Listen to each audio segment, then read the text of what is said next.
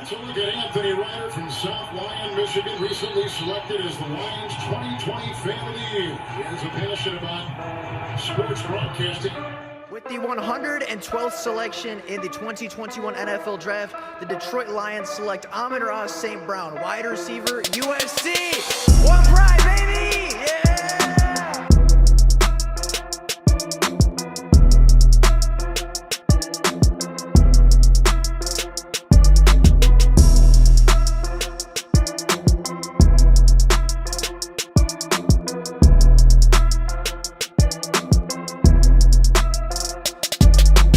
What is going on, everybody? Welcome back to another Detroit Lions video. Now, yesterday we talked about the defensive tackle position. We talked about some of the guys that are currently flying under the radar that could be really good fits for how Brad Holmes likes to attack the free agency market, as well as players that could really impact the Detroit Lions defensive line in 2023.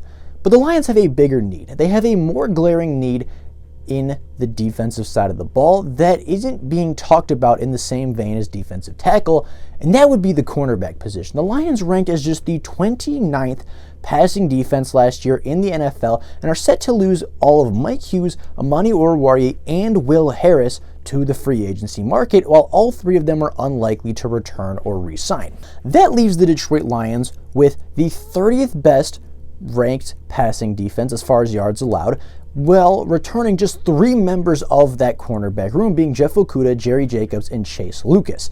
The Lions need quality at the position. They need depth at the position, and they need to start attacking it like it is a position of need, because in order to take that next step, in order to go into the playoffs, in order to win a division title in the NFC North, you're going to have to be able to stop Justin Jefferson. You're going to be able to have to stop some of the best wide receivers in the NFL, and the Lions wide receiver schedule for next year doesn't look much easier than it was this season. So today we're going to talk about some of the cornerback options that the Detroit Lions have, some of the players that Brad Holmes might be looking to take a look at, as well as some of the options that they're going to have going into free agency, looking to retool and rebuild this broken secondary. So starting off, we're going to take a look at the hometown kid. Take a look at Sean Murphy Bunting, the cornerback from Tampa Bay.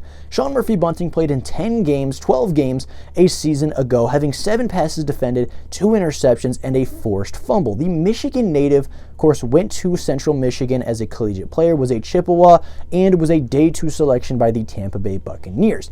Now, he shouldn't be incredibly expensive, especially with a market that has guys like Marcus Peters and some other bigger name cornerbacks like Patrick Peterson, but should be really, really productive. He's been a solid part of the Buccaneers secondary ever since being drafted, has played nickel, has played boundary cornerback, and was a big part of the Tampa Bay secondary over the last couple of years, including their run to the Super Bowl just 3 seasons ago. He is a player that has some injury concerns for sure, but has a lot of upside, has good length, has good ball skills, finds the ball very well, and is not afraid to be physical in the tackle. I think that he would be a good option, even though he's a little bit more on the expensive side of cornerbacks coming out of the free agent market. Shifting focus to a player that is a little bit more underrated, somebody like Isaiah Oliver, the cornerback from the Atlanta Falcons, a former day 2 pick as well from the University of Colorado. Isaiah Oliver last season had 7 passes defended, 1 interception, and only allowed 267 yards and 0 touchdowns in 12 games of playing, while being only 26. Now, he was not on the field for all 12 of those games at cornerback. Sometimes he was a special teams contributor, sometimes he was a defensive back. However, he didn't play all that badly, right? 267 yards in 12 games isn't bad at all. And even though the snap count might be a little bit low, he also came away with 7 passes defended and an interception. He's not a liability in coverage. Certainly wouldn't be any worse than Amani Oruwariye or Will Harris, or even at some points Mike Hughes, and should have the ability to keep improving. His arm length was what really set him apart coming out of college, as he was a shutdown cornerback at the University of Colorado and has had some up and down success in the NFL. He's only 26, shouldn't be incredibly expensive, has some good upside, and would easily be an immediate upgrade to the Detroit Lions secondary as early as 2023. Even if the Detroit Lions go out and draft 1 or 2 cornerbacks in the NFL draft, Isaiah Oliver would be an upgrade for depth, would be an upgrade for playmaking, and could just be a really good secondary member for the Detroit Lions to continue to build around. Moving on to the third player on today's list, we're going to talk about Rock Ya-Sin, the cornerback from Indianapolis. Now, this was a player that a lot of Lions fans wanted us to draft coming out of college just a few years ago, and it's easy to see why, right? Rock Ya-Sin played in 11 games, allowed a 60.9% completion percentage, 414 yards, and 1 touchdown, while having 7 passes defended a year ago. Now, he does have some injury concerns, hasn't played all the time, and has been a member of the Colts secondary that has received quite a bit of criticism over the last couple of years. However, Rock Ya-Sin is still incredibly young, again, only 26 years old like the rest of these players, and shouldn't cost a whole lot of money. So you could bring in Rock Ya-Sin, be a slot cornerback, potentially be a boundary cornerback, somebody that plays physical, somebody that rips at the football, somebody that definitely gets their hands on the football more often than not and makes plays in the air. And yes, he gave up 414 yards and a touchdown in 7 and 11 games. So you extend that out to 17 games, it's not a great season, but he does have upside. He is young and should be relatively young. And again, this is kind of a low risk, high reward. The risk being you stay at about the bottom of the NFL in passing defense. The upside is some of these guys start developing and you start to get a few young stars that aren't even from your original draft class. And then the last player we wanted to talk about today is Byron Murphy.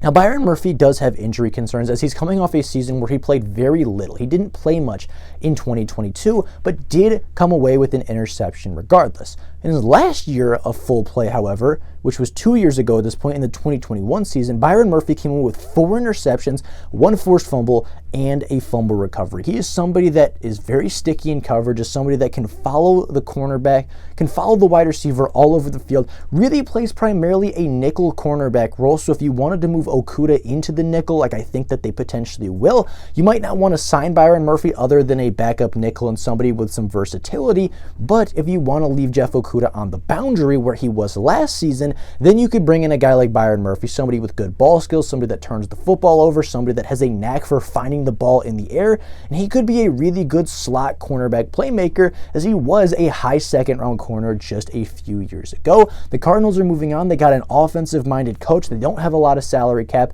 and Byron Murphy, the slot cornerback with some injury concerns, might not be their biggest regret as far as losing free agents, but that loss for Arizona could be a big time pickup for the Detroit Lions. So with that being said, those are the 4 candidates that we could potentially be seeing and taking a look at.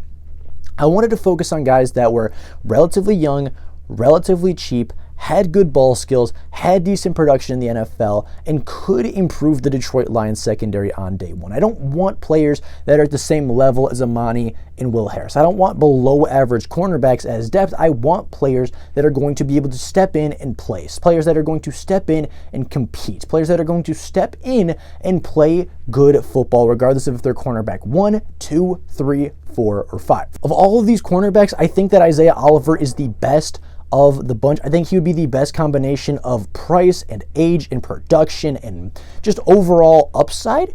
Right, I think that if you have Isaiah Oliver as your boundary cornerback on day one, you could be doing worse with guys like Amani Oruwariye and Will Harris. But if any of these players want to sign with the Detroit Lions, I think it would be an immediate upgrade to the secondary, as well as being a really cheap but efficient option for the Detroit Lions defense this season. Overall, the Lions need cornerback, and they need cornerback bad. Having one of the worst ranked passing defenses in the NFL is not going to help you win a division title. Having one of the worst ranked pass defenses, having no star cornerbacks on your roster, is going to make it hard to defend players like Justin Jefferson, to defend players like Christian Watson, to defend players throughout the NFC that are going to continue to be problems. Guys like DJ Moore, who I know the Lions play, guys like DK Metcalf, who we're going to play next year at home.